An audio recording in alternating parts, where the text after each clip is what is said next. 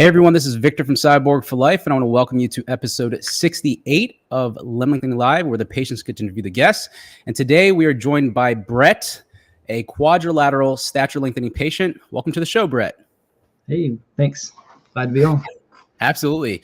And I want to say Happy New Year to all of you guys out there watching, the hundreds of thousands of you. Happy New Year. Happy 2023. I hope it's off to a great start. I really appreciate you guys and all your viewership over the years, but we're going to make 2023 the best year of all. So today we're going to get right down to it. We have Brett here. He did both his femurs and his tibias. He lengthened them, and we're going to get right into his story. So Brett, start off with telling everybody why you wanted to get cosmetic stature lengthening done. Yeah, kind of like everyone else says, I just really wanted to be taller. I did a lot of research. This was actually something I only found out about 2 years before I pulled the trigger. I actually did come across your channel and a lot of other places to research and look into it. But I just really wanted to for myself. I've kind of always been a person like I do a lot of things for other people and things like that, but I wanted to do this for myself. It's just something I really wanted. And I pulled the trigger and I knew I was going to be all in. I knew it wasn't going to be easy, but I was like, I'm going all in. I'm going to do this. And yeah, now I'm here. So yeah. Very cool. Now, Brett, tell everybody, let's get some, context here. When was your first surgery and what bone segment were you lengthening? Yeah. So my first surgery was on my tibias. It was the last Thursday of September last year, I believe the 29th, maybe 28th. I get the days mixed up sometimes. It was the last Thursday of September. And then, so I did it with Dr. Paley. The way it works there is you have the surgery, then you don't lengthen for a week, and you have to wait 3 weeks for the next surgery on your femurs. So I don't know how detailed you want me to get, but after the first tibia surgery, I did no lengthening for 7 days. Then I did 0.75 millimeters for 2 weeks. Then I had my femur surgery October 20th, which would have been 3 weeks after the first surgery, because he doesn't do both segments in one surgery, obviously. So yeah, that's kind of the timing of how that went down. Absolutely. Very cool. Now, if you can give everybody like an idea of how tall you were before the surgery, and then tell us about how much you lengthened on each of the limbs, because you're done lengthening, correct? Yes. So I started, it was barely over 5'7". I mean, just barely. Now I've tried to measure myself. I'm still not able to stand without help yet, because what happens with Dr. Paley is after your lengthening is finished, you get sent home and you have to send your x-rays. I mean, you could have stayed in Florida, but obviously I unfortunately couldn't stay down there. But you have to send off your x-rays the next month or two. And I actually haven't sent off my first set of x-rays yet. I'm doing that February 4th. Okay. And I have to wait for the thumbs up from him that, okay, you can fully weight bear now. But I haven't gotten that thumbs up yet. So I still have to use wheelchair and walker right now until he says that everything is grown together for me to fully weight bear. So. Gotcha. Great. And what was it like right after the surgery? Like how long have you been thinking about this? And you get this big procedure done. What was going through your head when it was done? You woke up from anesthesia in the post-op room. What was going through your head? Tell us that. Well, it sounds crazy, but I've never had a major surgery done before in my life. This was my first one. Okay. So I kind of was just like, well, thank goodness I came to. Like, I guess everything went okay. No, my first thought was I probably should try to find a picture. I do have a picture of when I woke up. I don't know if you can look. Yeah, let me share. You sent some content. I'm going to pull it up. Did you send that to me? It's on the Google Drive. The Google Drive? Okay, I'll pull it up here. Let me start sharing your content. But yeah, I just looked down and all you see are like your legs are all bandaged up and it's like, what just happened, But luckily I was not in pain when I woke up because they did the thing where they numb you from the waist down. So the pain didn't really kick in for another maybe 12 hours or so, luckily, for the first surgery. But Gotcha. yeah, I was just thinking like I made it through. Okay, here's the first step. What's next? You know, and I knew there was going to be a lot to this. I'd researched a lot, but it's kind of like, okay, I actually did this. I'm in it now. Yeah, absolutely. Is that the picture you were talking about right there? No, it's got like these little blue things on my legs. The things on your leg. Oh, okay. Let me see if I can find that one. Let's see here. Probably not that one. Not that one. It's It's 434 if you can find it. 434. Oh, he's got the numbers in there.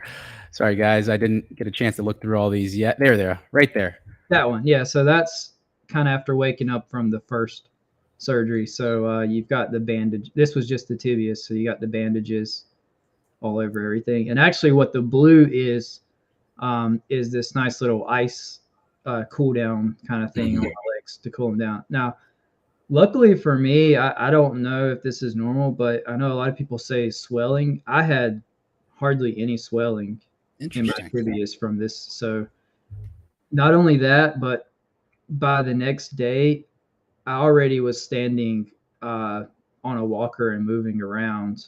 So I literally was only in the hospital for a couple of days, and I got discharged back to the hotel with my first tibia surgery. So it went super well for me. Luckily, I don't know if that's normal for everybody, but yeah, usually they do discharge you on like day 3 if everything's good across the board. Tell us a little bit about the pain. Like you said that there wasn't a whole lot of swelling, but was there a lot of pain? Because that's one big factor that a lot of patients are fearing getting this done, because they're like, oh, I don't want to go through unbearable pain. Right. So with the tibias, I had some pain, but it was not bad at all for me. I'd say it was only maybe up to a 6 or a 7 for days, 2 through 4, and it wasn't really that bad. Now, when we get into femurs, I had a lot more pain for whatever reason. I had a rougher time with that. But yeah, with tibias, things seemed great.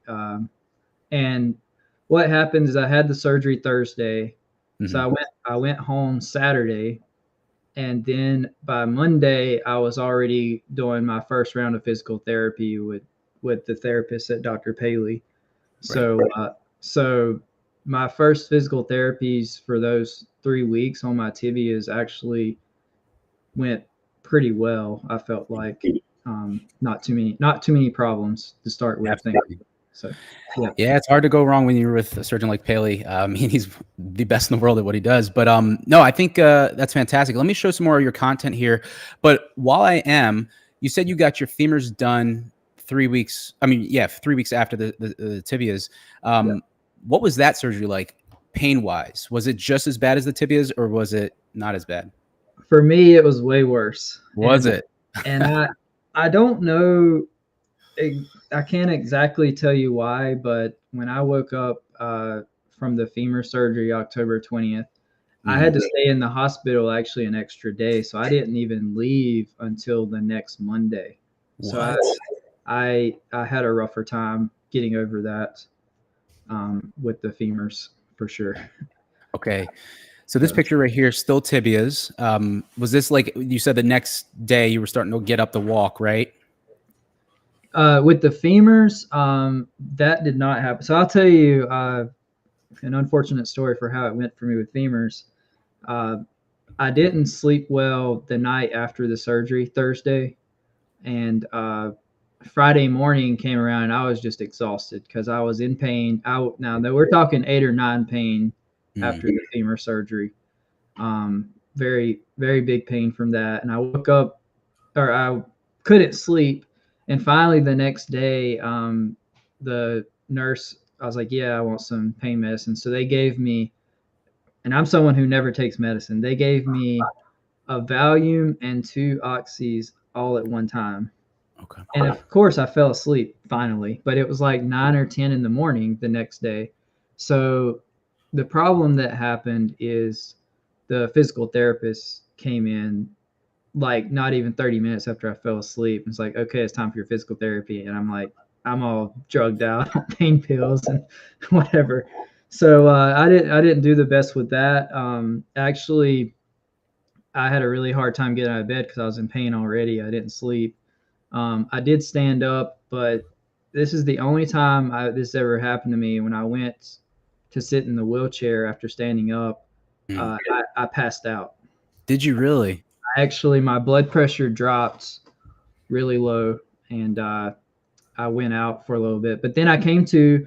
It's like my body reset, and I was completely fine and all good. It was weird, but yeah, my body just didn't handle that. But so I got back in bed after that, and I did take another day or two for the physical therapist to come back and try again.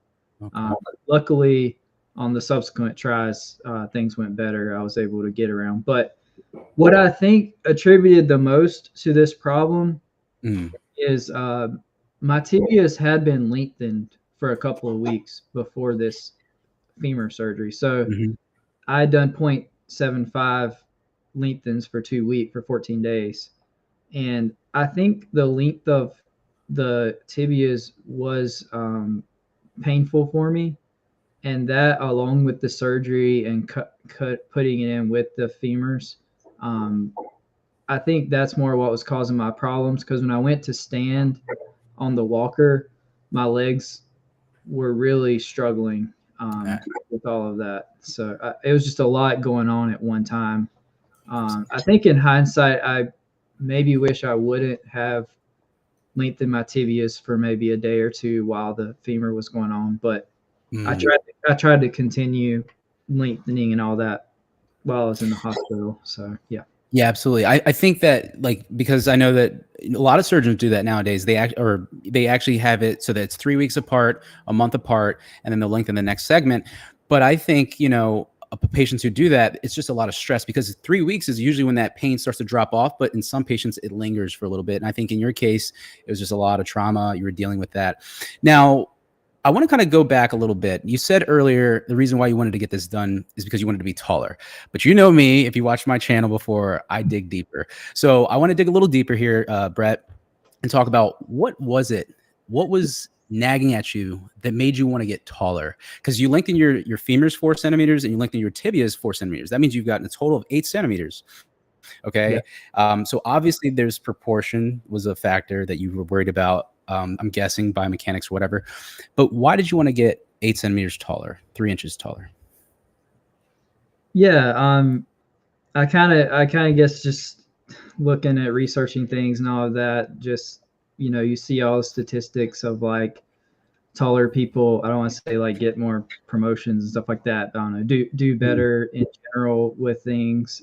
Just it's an investment in myself, so in doing this, I'm helping myself moving forward, and I feel like a lot of situations I might come across.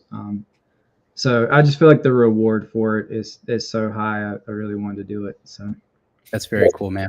Yeah. Now you did 8 centimeters total, which is 4 in the tibias, 4 in the femurs. Yes. When you look at your legs now, proportion is one of the big factors that patients consider when they're going in through this procedure.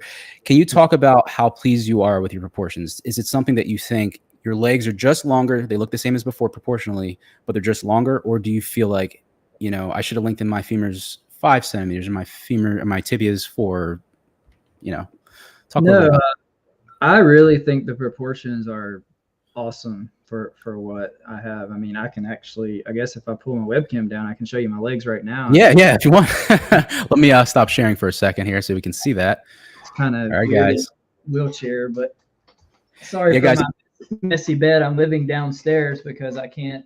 It's hard to go upstairs back and forth. That's fine. We all understand. We've been there. Yeah. Kind of showing my legs here. See if I can do this in a good way where you can see. Get a good look at it. Yeah. Okay. So you can see my femurs up here. Yeah. Tibias down here. It feels and looks normal to me. It does to me too. So, and you can see the scars here from what happened. So Yeah. but they're really going away pretty quick, I feel like. So Absolutely. The scars are really minimal. I mean, they do a fantastic job. They're like plastic surgeons, but they're orthopedic surgeons. right. So I wanted to talk a little bit about like, the physical therapy aspect. I mean, that's one big part of this whole thing. You said you went to physical therapy, you got a little taken aback in terms of like the stress that it put on your body and you passed out. But how is it now? Because now that you're done lengthening, has it gotten a lot easier than it was during the lengthening phase? Oh yeah, so much Yeah. easier.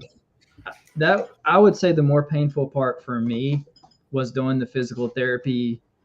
Once I started passing that 2-3 centimeters threshold, especially the tibias, the femurs. My femurs, I told you how bad they were in the beginning. The lengthening part for them wasn't bad at all, but the tibias, there's just a lot to the tibias. So, show you these awesome shoes here. So I have to wear these. I took them off right now. But basically, these shoes here, you put them on, and you can see the brace that goes over your shin and your ankle here, and this Mhm. will pull. Sorry, it pulls that way Mhm. on your foot, so you don't get drop foot Right. as your tibia lengthens. Your foot wants to pull down, so this saves that. And I 100% believe having this on every day saved me. Like it was awesome. That it's painful, but it's awesome because literally your ankles want to drop down, but you just crank that thing up, and it hurts. But you know, doing that is what made me have no problems with my ankles. In fact, I played a ton of sports growing up, did a lot, and my right foot got injured playing soccer. Actually, I fractured and sprained it. Mm. So I didn't realize this, but even going into this surgery, any kind of nagging injuries you have probably will affect you. So my right ankle was a bit less flexible than my left, going right in off the bat, which is not good because you need that flexibility when that lengthening is going on with your Achilles. And actually, it was very painful for me to get my right ankle as flexible as my left and keep them even. But yeah, once I got past those stages, the tibia was harder in the end. It was more painful than the femurs farther down the road. For sure. Gotcha. Now, what I wanted to ask you is, you said that physical therapy was really hard. Then now, what is the pain in the muscle like tension? Like, is it much less than it was during the lengthening phase now that you stopped lengthening? Because a lot of patients say that it drops off big time, the muscle tension. Oh man, I since mid to late December when I stopped lengthening, Yeah, I'd say within 5 days to a week, zero pain. I don't have pain anymore. Like that's crazy. my legs don't hurt at all right now. I'm literally just like, why can't I stand up? I want to stand up. But yeah, gotta follow the doctor's orders and wait till your That's bone's good. But no, getting around right now, my legs feel great. No pain. But yeah, during the lengthening phase, it's a constant battle every day. It's kind of annoying because as a person who works out and goes to the gym a Mhm. lot, you can kind of work out and you have a few days to restore, work out again. With this, it's just each day you wake up, you're starting from scratch because you're lengthening the same amount every day. So it's going to be the same pain every day. That physical therapy, it doesn't get any better, unfortunately, during the lengthening phase for me at Right. least. Now, this here, Brett, this is the night splint that they're putting on you. They're fitting you for it. I know I had to wear one during my tibial lengthening, and it really prevents that equinus contracture, which could, like you said, will lead to ballerina foot. Drop foot's a little bit different, but like, I think that you're right. Wearing this daily really prevented a lot of problems for patients who lengthen their tibias, especially physical, guys who have a lot of muscle in that lower leg. Now, you did this for the tibias. Did you have to do anything special for your femurs to kind of like, make that process go along easier as well? I did not. No, No. it was pretty much just lengthen the bones. Okay, very cool. All right, so let's see here. What I want to do now is I want to dive into the aspect that you said you played sports. Is the thought of not recovering 100% a worry that you have about going through this procedure? Yeah, so it was definitely a worry. Part of doing the 4 and 4 versus like a full 8, my thought was not that it's like safer, but that maybe it would be have less complications with recovering for sports and things like that. So my thought is I've done the 4 and 4 now. I want to recover, see how it goes. And if it's really poor and like it really just messed up my running and jumping and it's terrible, I probably would not do another 4 and 4. I'm gonna do like a test run kind of thing. But if it goes really great and I recover and I'm 100% super good, then that's why I was saying I might go back and do another 4 and 4, um, versus just getting everything removed. So. Gotcha. Yeah, I know you said that in the email that you sent me. You said, "Hey, look, I did 4 and 4, but you know, in about 18 months or so, if I recover really well, I like my proportions, my biomechanics, I might go back for more height." Now, you said you were just over 5'7". Do you know your predicted height now? Because you haven't stood up yet. What's your predicted height after this? Well, I stood up on a walker Oh, and I got them to measure me, but I was somewhere. That was where I was thinking the measurement might have been off. It was somewhere between 5'10.5" and 5'11", but that's more than 8 centimeters. So I don't know what. Maybe my initial measurement was a little off, or somehow I just got extra. I don't know fully, but yeah, I was expecting like 3.15 or whatever, but I appear to be a little bit more than that. So super, it's good news for me. yeah, absolutely. The more height. But yeah, but Very cool. it's definitely very weird to stand on the walker and be that tall when I've been 5'7" my whole life, pretty much. So it's really cool though. I really glad I did it. Like it's a good feeling. So that's what I actually wanted to kind of go into next before we go into the live Q&A here with the patients watching is you're happy that you did it. Would you have done it again? Yeah. Yeah. Yeah. That's awesome. That's huge. That's always the answer that patients that I, would look for in this is to say that you would go through it again. Cause it's painful. It costs a lot of money. It takes a lot of time. But if you would go through it again, make all that sacrifice, then it shows how worth it is. But Cool. I will say this is the hardest thing physically and mentally I've ever done in my life. Wow. I don't want to say like it's easy. It was hard, but I'm very glad I did it. So you did it. That's awesome. Now let's see here. All right. So I'm trying to figure out anything else that we can talk to before we go okay. You know what? Let's talk about any piece of advice that you learned along the way that you can give to patients who are thinking about getting this procedure done.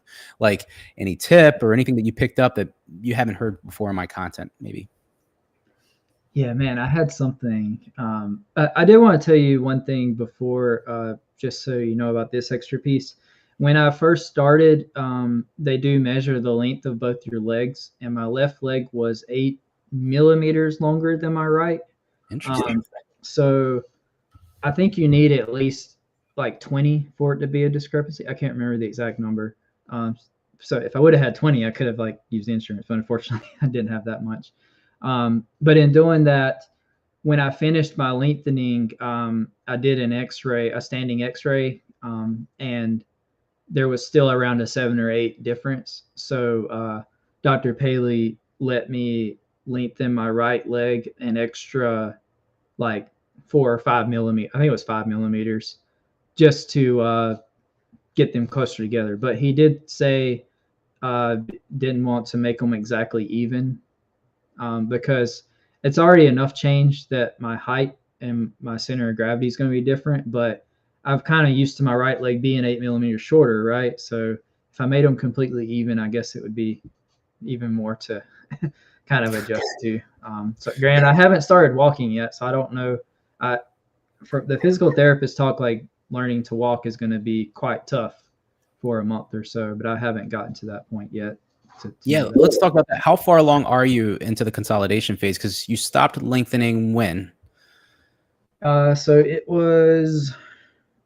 So I stopped the tibias and femurs at different times.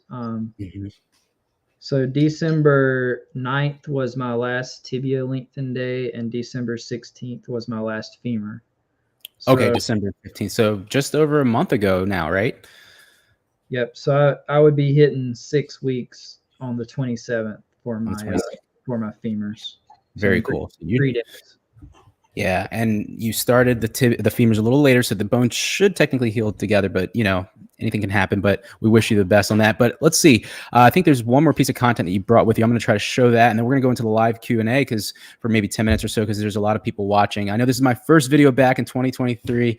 I know I kind of just hit everybody today with it last minute, so didn't prep, just was busy. Let's see here. Let's see what you were showing in. I remember my advice that I wanted to say. Yeah, You absolutely.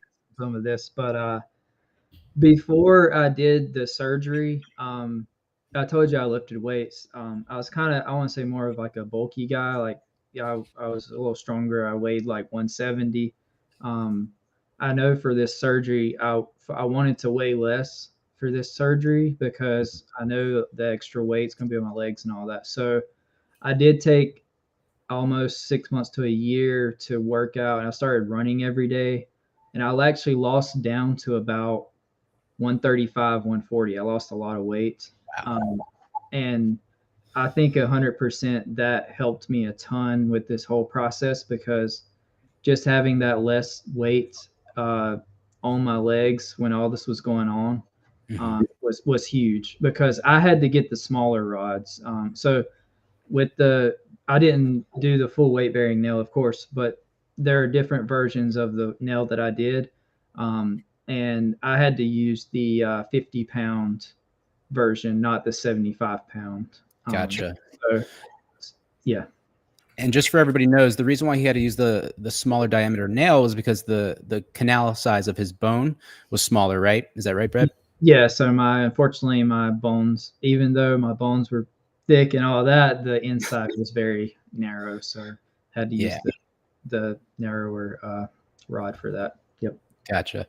Yeah, man, it looks great here. I mean, I'm looking at some of your x-rays that you sent in here. The tibias look well aligned. I mean, what else do we expect from getting it done there? And, everything is incredible. I mean, you got the same amount of length that I did in the tibias, but then again, you did your femurs too. So, dude, that's incredible. 3 inches of new height. Are you excited about this? So excited. I'm ready to walk. Like I said, I haven't walked since the last Thursday of September. So I'm just itching to get onto the crutches.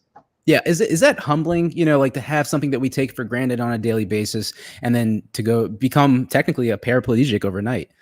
Oh man, it's so humbling.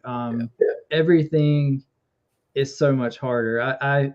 You have to think before you do things. Like I have to set everything up in my house to where I can like get to certain things or do certain things. And it's like, for example, when I was just working, I needed to go upstairs to do something. Well, normally you can just walk upstairs and do it. Now it's like I have to tell my coworker, hold up a second, I gotta butt slide down the stairs to get back to my computer, because I have to do that to get up and down the stairs right now. It's crazy. But That's crazy. yeah, just taking for granted walking, you'll never take it for granted again. Yep. 2 more questions. I want to actually talk about the transitions you have to go through because you're a quadrilateral patient. You did both limb segments, both are healing right now. And that means you can only put so much force through each of the limbs. And you got to be careful because you have the 50-pound nails. So you said sliding up and down the stairs. Obviously, you're using a lot of arms for that. But is there a certain amount of weight that the doctors and or physical therapy team told you can kind of distribute through your legs? And did they kind of test that out with you? Yeah. So immediately after your surgeries, when you stand on the walker, they'll put a weight scale under you, and you kind of get a feel for what is 100 pounds on your legs. So you make the scale go up to 100 pounds, and you kind of get a feel for that. So after you do it long enough, you kind of just know that's probably about what weight I'm bearing on my legs when I'm going around on the walker. Yeah. But it does take a bit of feel in the beginning. But like anything else, you do it long enough, you just kind of know that's about the weight that I'm putting on my legs. So. All right. A little bit more of a surreal question or real question here, Brett, and is for all the patients out there that are considering this procedure that want to get taller, to change their height, what can you tell them? What words of advice can you give them, whether it's encouragement or, caution? What can you tell them? In your own words. Oh man, there's a lot. So Yeah, so like I said, the weight thing is definitely one. I would say the lighter you can be, like I just said, the easier it is on your legs and the whole process. That for sure. If you do not stretch very often, go ahead. I would say go ahead and start stretching, at least learning some of the stretches ahead of time. I luckily, like I said, run and stretch a lot before the surgery, but even going through it, I learned so much from the physical therapist. When you're going through this, you're gonna feel muscles you've never felt stretched before. Like you'll feel all of them. Yeah, definitely learning a little stretching before would be helpful. Um, and it's really hard to be prepared for everything, but try to prepare your best. But there's so much stuff that goes into all of this that sometimes it's just going to be hard to know everything. But even me, I told you, I took months and months to prepare for this, get everything in order. And, unfortunately, I still forgot a few things. So That's awesome. Well, for the next 10, 15 minutes, I'm going to go ahead and hop into the live chat. There's some patients who are watching, and they're going to ask you some questions. You cool with that? Sure. Yeah. All right, cool. So I'm going to go ahead and stop sharing, and then we'll go ahead and pull up their questions here. All right, some people are back. What's up, Bob? Bob, the circus boy Hunt. He was one of the patients I interviewed last year. All right, so here we go. Let's see here. How was your sleep? Athra Hamid is asking, how was your sleep? Terrible. You will get Terrible sleep. No sleep. No sleep. Just be prepared to not sleep. No, seriously. That was a very hard part of the lengthening, especially after the surgeries. I would just sit there. I'm like, I want to sleep so bad, and I just couldn't. I can't get comfortable because you're forced to lay on your back, and I'm more of a side sleeper, and I don't sleep well on my back. Me too. And that was very difficult. Now, but here's the other side of it. When you finish the lengthening and you get to a part where you can actually get on your side, right now I'm sleeping like 10 hours a night. I sleep so much. I don't know if it's because my bones are healing or what, but I sleep so good now. Yeah.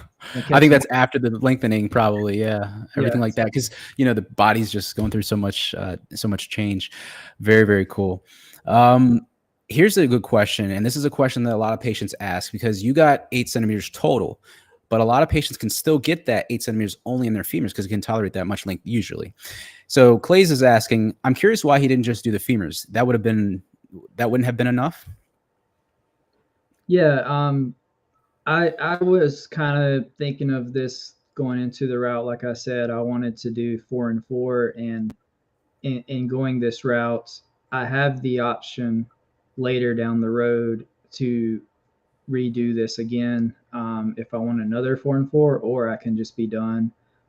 If I just did the femurs, then the next surgery to just do tibias, you can only do up to 5 max. And I only did 4 in my tibias. I don't even think I would have tried 5. Like it was hard to do 4 centimeters in my tibias. Like I said, the femurs were easy, but I could really feel the tibias getting up to that 4 centimeter mark. Yeah.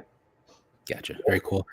Spartan's asking, tibias is less painful. Now, you said this earlier. It was the case for you that femurs were way more painful than your tibias. Is that right? Is what you said? It was like they mixed, right? So the initial surgery with tibias wasn't as bad, but later down the road, it was harder at the max length. And then femurs hurt more in the initial, but later down the road, I had no problems with the length. So they kind of like were opposites for me on those. Yeah.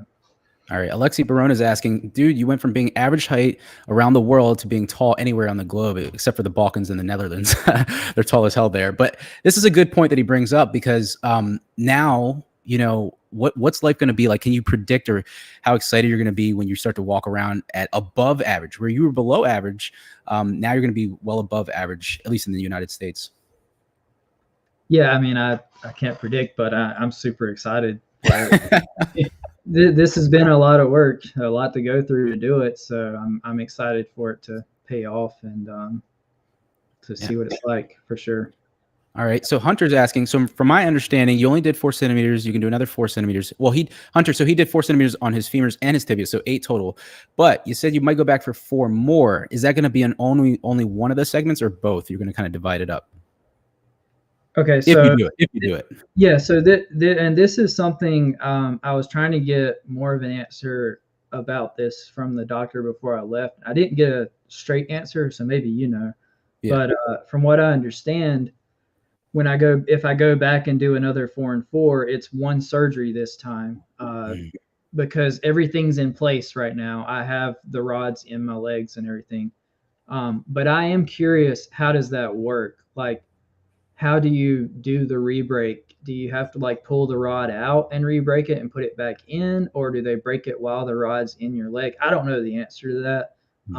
But yeah, if I was to redo it, I would do both at one time in one surgery. It's way, from what I understand, it's a way less painful, easier surgery. Everything's already in place. I don't want to say it's an easy surgery, but the hard part is that reaming process, I imagine, of getting the rods in your bone and all that. That's all done. So right. Yeah. No. So basically, they call it a sleeper nail technique. So the surgeon will actually re-break the bone at an osteotomy, make a new osteotomy, and then they're going to just shift the nail essentially in another spot where they can redistract it. They're going to retract the nail and then re-lengthen you as much as you can lengthen, safely. So it's a way that you can save on costs because you don't have to pay for the new nails, but you can also. There's less trauma because you're right. You don't have to. Well, you're still breaking your leg, so I can't say that. but no, it's a less overall invasive procedure, so it's going to be a little bit easier. But would you get it done on the femurs or the tibias? Do you know? You're not sure yet. Oh, I would do both if I. You would do both? Oh wow, man, that's crazy. Okay. Yeah, I would do them both. Now, the part I do worry about with that is this past time I got to wake up. The first surgery, only the tibias were broken. The next surgery, only the femurs. What's it going to be like waking up with both broken at the same time? That's going to be rough. Yeah, that's a great question. All right, let's see here. Let's take a few more questions here. We'll do another 5 or 8 minutes, and then we'll call it a day. I'm trying to keep these episodes a little shorter. I know people said they're going too long. We just hit them right with the good content. All right, so Code for You 1 is asking, how is your tibia Achilles tendon doing? Do you feel any tension or tautness in that lower Achilles tendon? It's doing great, actually. I'll show you how flexible it is right now.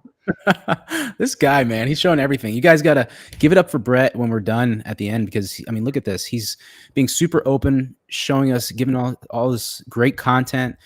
He's doing it for you guys. Try my best to show you this. So you can see my foot, right? Yep. So you can see I can lift, put down, all that just fine. All around, no problem. That's fantastic. Yep. It's really no pain at all right now. It's really good. So. And did the physical therapist, they checked that range of motion a lot, didn't they? Yes. So that's actually part of the physical therapy is when you're lengthening, if your tibia or if your ankle can't bend to a certain degree, you have to stop lengthening for a few days to get back to that degree. Luckily for me, I only had to stop lengthening 1 day during the whole process. And I guess I didn't tell you this, the problem I had was getting my legs straight. So my knees straight. So the problem you have when you do both segments is your knee wants to stay bent and it doesn't want to straighten. Whereas if you just do femurs, the problem is actually more bending. So yeah, getting my knee completely straight was a constant battle that I fought with. Gotcha. Yep. Yeah, no, that makes sense. I mean, because when you're lengthening both, segments, there's muscles that cross that knee joint, like your calf muscle, gastrocnemius, crosses the knee joint, and your hamstrings also cross that knee joint. So you're kind of fighting, one battle from 2 different angles. So let's take like 2 more questions here, and then we'll do an outro. Hunter's asking, do your family and friends know about this? If so, what are their reactions? Did you tell them? Yeah. So I've been very open. My friends and family know about this. It's interesting. There's different reactions from different people, but yeah, mostly a lot of curiosity just about everything. But obviously there is some concern, like especially while it's going on, is like, how do you know like your nerves are going to work or your muscles and things like that? But they're all working, so thankfully it's all good. But yeah, it was definitely something I didn't keep secret. My mom was actually who was there with me during my 2 surgeries, and I couldn't have done it without her, especially that week or 2 after surgery. She definitely was huge help. I couldn't have done it without her for sure. So that's awesome.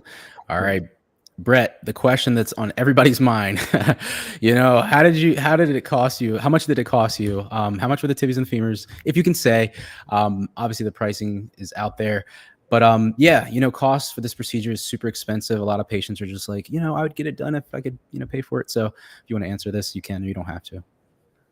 Yeah, I'll just say, if you want to, if you just go on Paley's site, you can see the price and everything. So I'll just say that. That's awesome.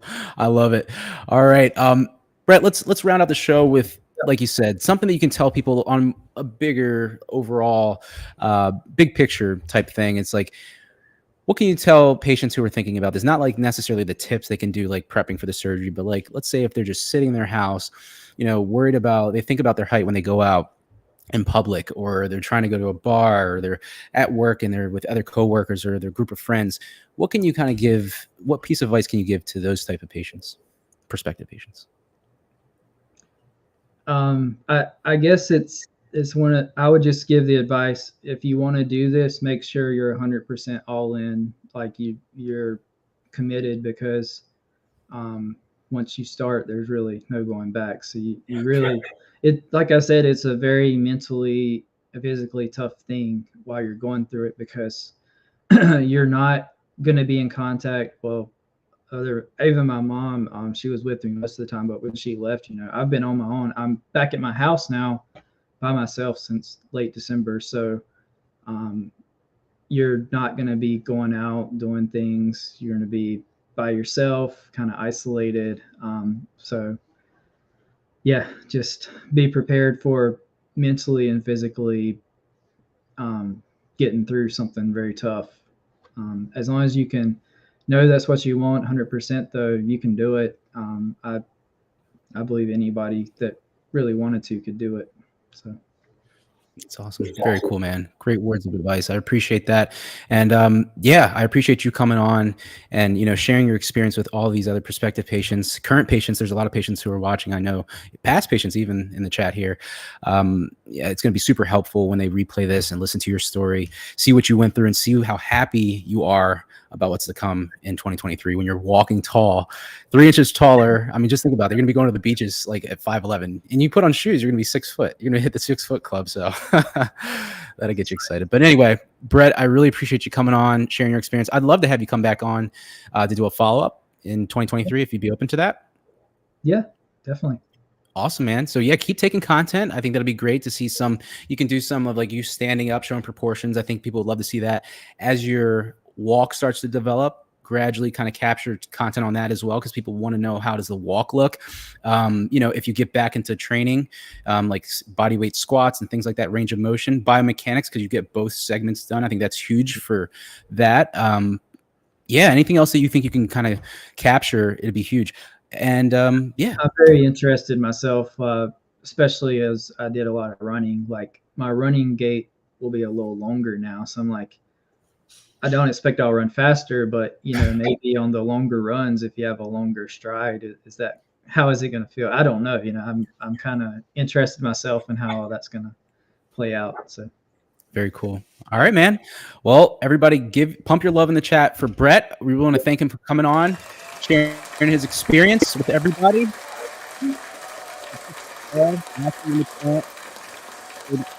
Limb Lengthening Live, and there's gonna be a lot of great stuff coming in 2023. So until next time, this is Victor from Cyborg for Life signing out. See you guys next time. Peace.